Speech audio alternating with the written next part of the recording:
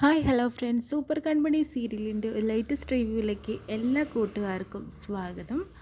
അങ്ങനെ തന്നെ മാനസ വന്നിട്ട് ഞാനൊരു 2-3 പേരെ സസ്പെൻഡ് ചെയ്തു കൃഷി. കാരണം എന്ന് വെച്ചിട്ടുണ്ടെങ്കിൽ അവരുടെ ഇവിടുത്തെ പെരുമാറ്റങ്ങളും കാര്യങ്ങളും അത്ര നല്ല ശരിയായിട്ടുള്ള രീതിയിലല്ല പോയിക്കൊണ്ടിരിക്കുന്നത്.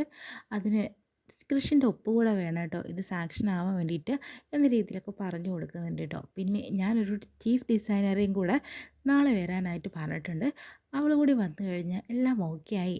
അപ്പോൾ പഴയ ചീഫ് ഡിസൈനറിന് എന്ത് ചെയ്യും എന്ന രീതിയിലൊക്കെ മാനസയോട് നമ്മുടെ കൃഷി ചോദിക്കുന്നുണ്ട്. അപ്പോഴത്തേനും പറയുന്നുണ്ട്, പഴയ ആളെ എപ്പോഴും രാജിക്കത്ത് തന്നതല്ലേ ഉള്ളൂ, അവർ എന്തായാലും ഈ സെറ്റിൽ നിന്ന് പെട്ടെന്ന് ഇറങ്ങുമല്ലോ, അതുകൊണ്ട് തന്നെ പുതിയ ഒരാളെ നിയമിക്കേണ്ടത് അലികയ്ക്കും വേണ്ടിയിട്ട് തന്നെയാണെന്നൊക്കെ പറഞ്ഞ് മനസ്സിലാക്കി കൊടുക്കുന്നുണ്ട്. അപ്പോഴത്തേനും മാനസ നിവൃത്തിയില്ലാതെ തന്നെ കൃഷ്ണയിൽ സൈൻ ചെയ്യേണ്ടി വന്നു. അങ്ങനെ മാനസ, നിനക്ക് വേണ്ടപ്പെട്ടവളെയും വേണ്ടപ്പെട്ടവരെയും ഒക്കെ ഞാൻ ഇവിടുന്ന് പറഞ്ഞയക്കൂടാ, അങ്ങനെ നീ നീറി ഇല്ലാണ്ടാവട്ടെ എന്ന രീതിയിലൊക്കെ മനസ്സുകൊണ്ട് വളരെയധികം കുശുമ്പോടുകൂടി പറയാട്ടോ.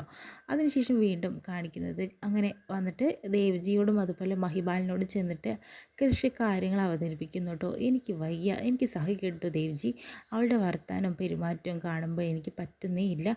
രണ്ട് പൊട്ടിക്കാനാണ് എനിക്കിപ്പോഴും തോന്നാറ്, പക്ഷെ എന്ത് ചെയ്യാനാണ്, അഭിനയിച്ച് നിൽക്കുന്നല്ലേ നിവർത്തിയുള്ളൂ എന്ന് പറയുന്നു.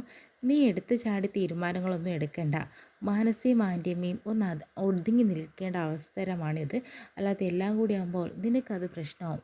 പിന്നെ ആ അമ്മായിമാരെ ഇവിടെ നിന്ന് പറഞ്ഞയച്ചതിൻ്റെ ഉദ്ദേശം തന്നെ അവർ ചിലപ്പോൾ കുറച്ച് മോശപ്പെട്ട രീതിയിലാണ് ഇവിടെ പെരുമാറിയിട്ടുള്ളത്, അതിൻ്റേതായിട്ടുള്ള ബുദ്ധിമുട്ടിലെടുത്താണെന്ന് വിചാരിച്ചാൽ മതി.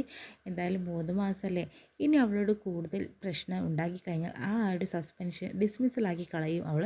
പിന്നെ ചെയർമാനാണ് അതിൽ സൈൻ ചെയ്യേണ്ടത്, അല്ലാതെ നീയല്ല. അതുകൊണ്ട് തന്നെ നീ ആ കാര്യത്തിൽ ടെൻഷൻ അടിക്കേണ്ട കാര്യമില്ല. പിന്നെ നമുക്ക് കൺമണിയുടെ കാര്യം എന്താണെന്ന് വെച്ചാൽ നോക്കാൻ ശ്രമിക്കാമെന്ന് പറയുന്നു. കൺമണിക്ക് ആ വീടും സ്ഥലവും തിരിച്ചെടുത്ത് കൊടുക്കണം, അതിന് വേണ്ട നടപടികൾ സ്വീകരിക്കണം എന്ന് പറയുന്നു. ഞാൻ അവൾക്ക് കാശ് കൊടുക്കാമെന്ന് പറയാം, അവൾ എങ്ങനെയെങ്കിലും ആ വീട് തിരിച്ചെടുക്കട്ടെ എന്ന് പറയുന്നു. അത് സ്വീകരിക്കുന്ന കുട്ടിയാണെന്ന് തോന്നുന്നില്ല, അവൾക്ക് വളരെ ആത്മാഭിമാനമുള്ള കുട്ടിയാണ്. അത് കാരണം തന്നെ അവൾക്ക് അതിലൊന്നും താല്പര്യമില്ല, ക്യാഷൊന്നും വേണമെന്നില്ല. അവൾക്ക് സ്വന്തമായിട്ട് അധ്വാനിച്ച് അത് വീട്ടാനുള്ള ഒരു മാർഗ്ഗമാണ്, അതായത് ആ ലോണിൻ്റെ കാര്യം അതാണ് വേണ്ടത്, അത് നീ തീർച്ചയായും ചെയ്തു കൊടുക്കണം കൃഷി എന്ന് പറയുന്നു. പിന്നെ അച്ഛൻ ഇവിടെ ഇല്ലാത്ത സ്ഥിതിക്ക് ആൻറ്റിയമ്മയും മാനസിയും വേണം ആ ഒരു ഇതിൽ ഒപ്പിടാൻ വേണ്ടിയിട്ട്, അല്ലാതെ നടക്കില്ല. അതുകൊണ്ട് തന്നെ ഇനിയിപ്പോൾ എന്താ ചെയ്യേണ്ടതെന്ന് അറിയില്ല എന്നൊക്കെ പറയുന്നുണ്ട്. അല്ലാതെ ഒരു രക്ഷയില്ല എന്നൊക്കെ നമ്മുടെ ദേവ്ജിയോട് കാര്യങ്ങൾ സംസാരിക്കുന്നു കേട്ടോ. അപ്പോൾ ദേവ്ജി പറയുന്നുണ്ട്, എന്തായാലും എടുത്തു ചാടി ഒരു മറുപടി പറയാനായിട്ട് നിൽക്കണ്ട, നമുക്ക് നോക്കാം എന്താ വരാനായിട്ട് പോകുന്നതെന്നുള്ളതെന്ന്. അതിനുശേഷം തന്നെ കൃഷ് കൺമണിയോടായിട്ട് ചെന്ന് പറയുന്നുണ്ട്, കൺമണി, വീടും സ്ഥലവും വിട്ടു പോകാൻ പാടില്ല, ഞാൻ നിനക്ക് പൈസ തരാം, നീ അത് തിരിച്ചെടുക്കാൻ ശ്രമിക്കണമെന്ന് പറയുന്നു. എനിക്കത് വേണ്ട സർ, എനിക്ക് ലോണ് ശരിയാക്കി തന്നാൽ മതിയെന്ന് പറയുമ്പോൾ, ലോൺ ശരിയാക്കണമെങ്കിൽ അച്ഛൻ്റെ സൈൻ വേണം, അല്ലെങ്കിൽ മാനസയോ ആൻറ്റിയമ്മയോ വേണം. അവർ തമ്മിൽ എന്തായാലും അത് ഒപ്പിട്ട് തരില്ല. അച്ഛനാണെങ്കിൽ ഇപ്പോൾ വരാനുമായിട്ടില്ല. പിന്നെ എന്താ ചെയ്യേണ്ടത്, ഞാൻ നിൻ്റെ കാശ് തന്നാൽ പോരെ, എൻ്റെ കാശ് നിൻ്റെയും കൂടി അല്ലേ കൺമണി എന്ന് പറയുമ്പോൾ, അത് ശരിയാവില്ല സർ. സർ എന്തൊക്കെ പറഞ്ഞാലും നമ്മൾ ഒന്നായിട്ട് വേണം നമ്മൾ 2 പേരും എല്ലാ കാര്യവും തീരുമാനിക്കാൻ. അല്ലാത്ത പക്ഷം തന്നെ അത് സാറിൻ്റെ ക്യാഷ് തന്നെയാണ്, അതിനൊന്നും സമയമായിട്ടില്ല സർ. സർ എനിക്ക് വേണ്ടി ഇങ്ങനെയെങ്കിലും ചെയ്തു തന്നാൽ മാത്രം മതിയെന്ന് പറയുന്നു. അല്ലാതെ ഇനി എന്തായാലും നമുക്ക് ആ കാര്യത്തെക്കുറിച്ച് സംസാരിക്കേണ്ട ആവശ്യമില്ല, എങ്ങനെയെങ്കിലും ലോൺ കിട്ടിയിട്ട് എൻ്റെ വീട് ഞാൻ തിരിച്ചെടുത്തോളാം എന്നൊക്കെ പറഞ്ഞു പോകുന്നു കേട്ടോ. അതിനുശേഷം തന്നെ അവിടേക്ക് ദേവ്ജി വരുന്നുണ്ട് കേട്ടോ. ദേവ്ജി ചോദിക്കുന്നുണ്ട് കൃഷ്ണനോട്, എന്തായി കൃഷ്, കാര്യങ്ങളൊക്കെ അവൾ സമ്മതിച്ചില്ല അല്ലേ, അവൾ മിടുക്കിയായിട്ടുള്ള കുട്ടിയാണ്, ഇങ്ങനത്തെ ഒരു അഭിമാനമുള്ള കുട്ടിയെ ഞാൻ കണ്ടിട്ടില്ല, പൈസയോട് ഒട്ടും തന്നെ ആർത്തിയില്ലാത്തൊരു പെൺകുട്ടി, അതെല്ലാം നടക്കേണ്ട രീതിയിൽ നടന്നോളൂ എന്ന് പറയുന്നവൾ മിടുക്കിയാണ് അവൾ എന്ന് പറയുന്നു.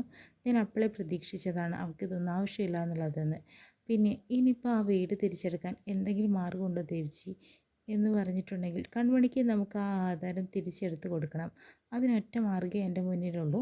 കാരണം ആ വരുൺ എന്തായാലും നമുക്ക് ആ വീട് വിറ്റ് തരില്ല, അതിന് വേണ്ടിയിട്ട് ഒരാളെ ഇറക്കുന്നുണ്ടെന്ന് പറയുന്നു.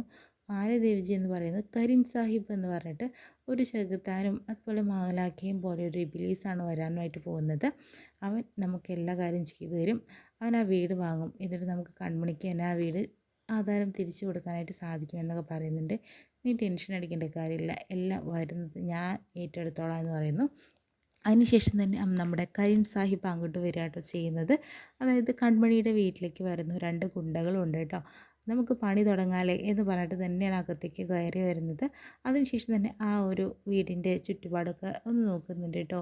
വളരെ പഴക്കമുള്ള വീടാണ്. കുറച്ച് പോളിഷിംഗ് വർക്കൊക്കെ ചെയ്തിട്ടുണ്ടെങ്കിൽ സൂപ്പറായിരിക്കും എന്നൊക്കെ പറയുന്നുണ്ട്. ആ സമയത്താണ് ശ്രീനിവാസനും അതുപോലെ തന്നെ ധനലക്ഷ്മി അതിനകത്തുനിന്ന് വരുന്നത് കേട്ടോ. നിങ്ങൾ ആരാന്ന് ചോദിക്കുന്നുണ്ട്. ഇപ്പോൾ ബാക്കിൽ നിൽക്കുന്ന 2 ഗുണ്ടകളുടെ പേരുകൾ പറഞ്ഞു കൊടുക്കുന്നുണ്ട്. ഇവരാണിതൊക്കെ. നിങ്ങളുടെ പേരെന്താന്ന് പറയുമ്പോൾ പേരിലൊക്കെ എന്തിരിക്കുന്നു? അപ്പോഴത്തേന് അമ്മായിമാർ പറയുന്നുണ്ട് പേരെങ്കിലും അറിയാലോ അതുകൊണ്ടാണ് ചോദിക്കുന്നത് പറയുന്നു. അമ്മായിമാർക്ക് ഇപ്പോൾ എന്താ വേണ്ടത് എന്ന് ചോദിക്കുമ്പോൾ ഞങ്ങളെയും പരിചയമുണ്ടോ എന്നുള്ള രീതിയിൽ അവർ സംസാരിക്കുന്നു കേട്ടോ. അപ്പോൾ ശ്രീനിവാസൻ പറയുന്നു എൻ്റെ പേര് ശ്രീനിവാസൻ, ഇത് ധനലക്ഷ്മി, അതേപോലെ എന്തെങ്കിലും ഒരു പേര് കാണില്ലേ എന്ന് പറയുന്നു. അതൊന്നും നമ്മൾ ആലോചിച്ചിട്ട് കാര്യമില്ല, എൻ്റെ പേര് കരീം സാഹിബ് എന്ന് പറയുന്നു, ഇഷ്ടമുള്ളവർ കരീം സാഹിബ് എന്ന് വിളിക്കുക കേട്ടോ എന്നൊക്കെ പറഞ്ഞു കൊടുക്കുന്നുണ്ട്. പിന്നെ സാഹിബ് എന്തിനാണാവോ ഇങ്ങോട്ട് വന്നത് എന്ന രീതിയിലൊക്കെ ധനലക്ഷ്മി ചോദിക്കുക കേട്ടോ ചെയ്യുന്നത്. അപ്പോഴത്തേനും ഞാൻ ഈ വീട് നോക്കാൻ വേണ്ടി വന്നതാണ്, ഈ വീട് വാങ്ങിക്കാൻ വേണ്ടി വന്നതാണെന്ന് പറയുന്നു. ഈ വീട് എനിക്ക് കൊടുക്കുന്നില്ലല്ലോ, പിന്നെ അതൊന്നും ഞങ്ങളുടെ വീടല്ല, ഇത് ഞങ്ങളുടെ പേരിലുള്ള വീടും അല്ല എന്ന് പറയുന്നു. അതെന്താ നിങ്ങളുടെ വീടല്ലേ എന്ന് ചോദിക്കുമ്പോൾ ഇതിൻ്റെ ഉടമ ഒരു ഹോസ്പിറ്റലിൽ അഡ്മിറ്റായി കിടക്കുകയാണ് ഇപ്പോൾ എന്ന് പറയുന്നു. അതിനെന്താ കുഴപ്പം, ഞാൻ വിളിച്ചു എന്ന് പറഞ്ഞാൽ മതി, ഈ സ്ഥലം കരീം സാഹിബ് ഏറ്റെടുത്തു എന്ന് പറയാം, അത്രമാത്രം നിങ്ങൾ പറഞ്ഞാൽ മതി അവനോട്, അവൻ സമ്മതിക്കും, അവനെ എനിക്ക് വിറ്റ് തരുമെന്ന് പറയുന്നു. പിന്നെ 5 ലക്ഷം രൂപ അങ്ങനെ അഡ്വാൻസ് ആയിട്ട് കൊടുക്കുന്നു ശ്രീനിയുടെ കയ്യിൽ കേട്ടോ. ഇത് കാണുന്ന ധനലക്ഷ്മി ആ കണ്ണ് തള്ളി നിൽക്കുന്നുണ്ട്, എന്താ ചെയ്യേണ്ടതെന്ന് അറിയാതെ.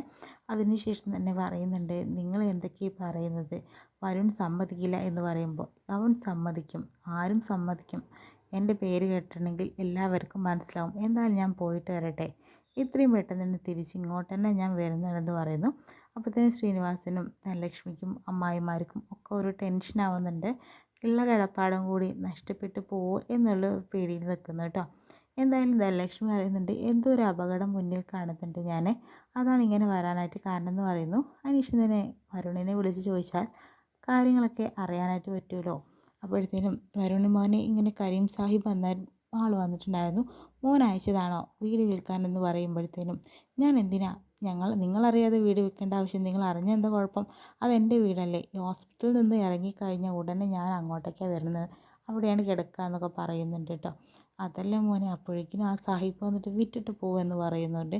ഒരിക്കലും നടക്കില്ല, അതെൻ്റെ വീടാണ്, ഇങ്ങനത്തെ ഒരാൾ എവിടെ നിന്ന് വന്നു, ഇനി ആ കൺമണി ഇറക്കിയതാണോ, അതൊന്നും അറിയില്ല, കൺമണിയും അവളുടെ അച്ഛനും എന്നും അമ്പലത്തിൽ നിന്ന് കാണാറുണ്ട്, അവർ സംസാരിക്കാറുണ്ട്, പക്ഷെ അവൾ എവിടെയാണെന്നോ ആരുടെ കൂടെയാണെന്നോ ഞങ്ങൾക്കറിയില്ല, കാരണം അമ്മായിമാരുടെ കൂടെയാണെന്ന് നമുക്ക് ന്യൂസുകളൊക്കെ അറിയാൻ സാധിച്ചിരുന്നത്. ഇപ്പോൾ അവരെ 3 മാസത്തേക്ക് സസ്പെൻഡ് ചെയ്തിട്ടുണ്ട്, ഇനിയിപ്പോൾ എന്ത് ചെയ്യാൻ പറ്റുമെന്ന് അറിയില്ല എന്ന് പറയുന്നു. അവളെ ഞാൻ വെറുതെ വിടില്ല എന്നൊക്കെ പറയുന്നുണ്ട്. അതിനുശേഷം വരുണിൻ്റെ അച്ഛനോട് പറയുന്നുണ്ട് ഏതോ കരീം സാഹിബ് നമ്മുടെ വീട് വാങ്ങിക്കാൻ വേണ്ടി വന്നിട്ടുണ്ട്, കരീം സാഹിബോ കേട്ട് പരിചയമില്ല എന്ന് പറയുന്നു. ആരായാലും ഒരിക്കലും തന്നെ ആ വീട് ഞാൻ വിട്ടു കൊടുക്കില്ല എന്നൊക്കെ പറഞ്ഞു കൊടുക്കുന്നുണ്ട് കേട്ടോ. അതിനുശേഷം തന്നെ ദേഷ്യം വരുന്നുണ്ട്. ഞാൻ അമ്പലത്തിൽ ശ്രീനിവാസൻ പ്രാർത്ഥിക്കുന്ന സമയത്ത് കൺമണി അങ്ങോട്ട് വരുന്നു. അച്ഛാ എന്ന് വിളിച്ച് വരിക കേട്ടോ ചെയ്യുന്നത്. മോളെ എനിക്ക് കുഴപ്പമൊന്നുമില്ലല്ലോ എന്ന് പറയുന്നുണ്ട്.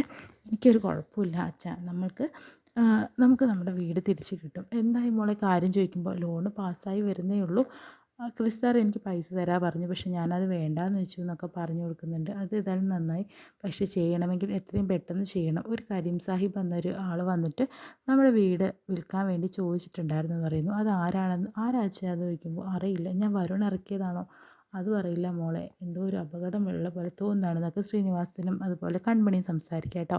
ഇത്രയും കാണിച്ചുകൊണ്ട് ഇന്നത്തെ എപ്പിസോഡ് വിശേഷം കഴിയുന്നത്. നല്ലൊരു പ്രമോ ആയിട്ട് നമുക്ക് വീണ്ടും കാണാം.